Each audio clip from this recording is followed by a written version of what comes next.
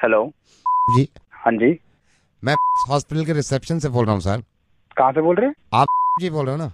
हाँ हाँ, बताइए। आपकी दीदी यहाँ पे अभी आई थी हॉस्पिटल। हाँ। रिसेप्शन से वो जब स्टेयर्स उतर रही तो उनका पैर फिसल गया और वो थोड़ा सा स्लिप हो गई, तो मुझे लग रहा है इनके हेयर लाइन फ्रैक्चर है। और वो अभी मैं तो यहाँ पे आया हूँ और वो वहाँ पे हैं दीदी। आप तकलीफ काफ़ी है उनको, तो मैंने कहा मैं आपको इन्फॉर्म कर दूँ। नहीं, एक मिनट। गिरी है वहाँ पे? हाँ, आपकी दीदी हैं, वो रोते हुए बता रही थी कि भैया को फोन कर दो, तो मैंने अपनी हाँ। मोबाइल से किया है। उनका मोबाइल उनके पास है, उसमें भी पता नहीं क्या प्रॉब्लम हो गई, सिग्नल विग्नल जा रही है ना, वो भी गिर गया था। मैंने इसलिए नहीं किया फोन के आप पैनिक करें, आप परेशान मत होना। लेकिन ये है कि आधा पौन घंटे से वो अभी चिल्ला भी रही है, क्योंकि हेयरलाइन फ्रैक्चर मेरे को लग रहा है छोटा मोटा है उनके।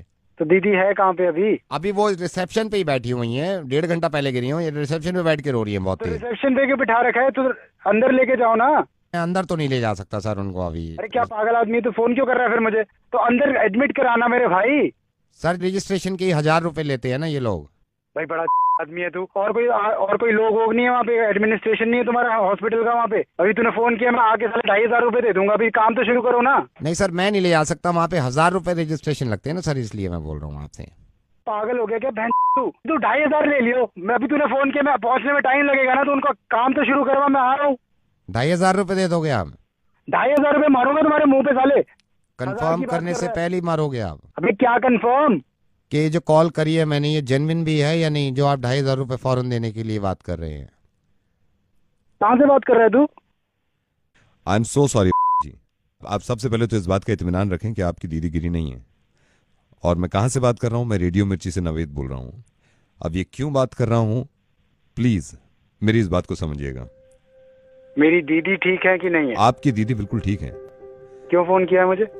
जब मैंने फ़ोन किया तो आपने कंफर्म नहीं किया कि ये 2,500 रुपये जो ले रहा है ये इंसान, ये जेन्युइन भी है या नहीं। लेकिन तकलीफ में थे आप और परेशानी में थे, तो 2,500 रुपये आप मेरे मुंह पे मार रहे थे। एक एनजीओ है, इन्होंने ये लिखा था परसों कि नेपाल में जो अर्थक्वेक आया है वहां के जो लोग परेशान हैं उनके लिए डोनेट करना चाहते हैं, तो हमें कांटेक्ट करें।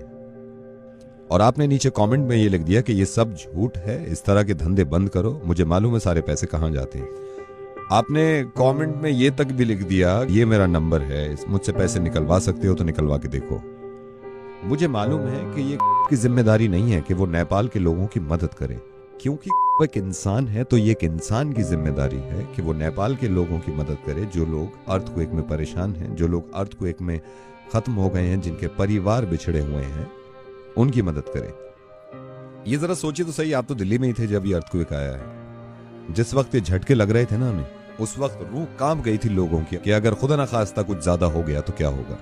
ये हम सबको मालूम है कि हम नेचर से, कुदरत से लड़ नहीं सकते। ये किसी के हाथ में नहीं था अर्थक्वेक रोकना, लेकिन हम सबके हाथ में है उन लोगों की मदद करना, चाहे वो दुनिया में कहीं भी हों, जो इस हादसे का शिकार हैं, जिनको मदद की जरूरत है।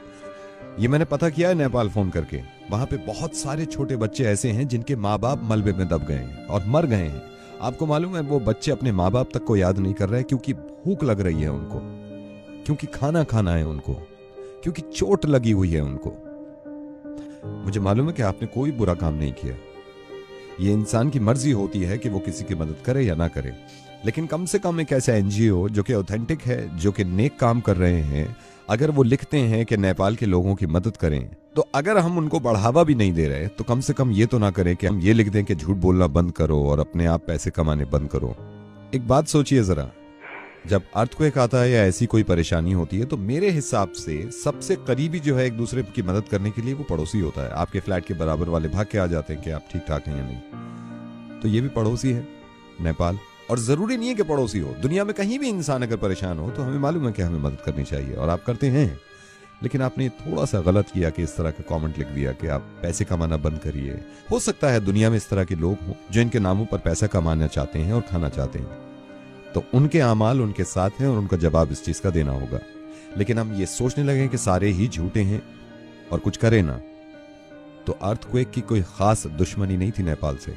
वो दिल्ली में भी आ सकता है, हिंदुस्तान में भी आ सकता है, दुनिया में किसी भी जगह आ सकता है। फिर हम ऐसे ही मोहताज होंगे खुदा न खास्ता मदद के, और अगर वो इसी तरह इग्नोर कर दें तो बहुत तकलीफ होगी हमें और हमारे बच्चों को।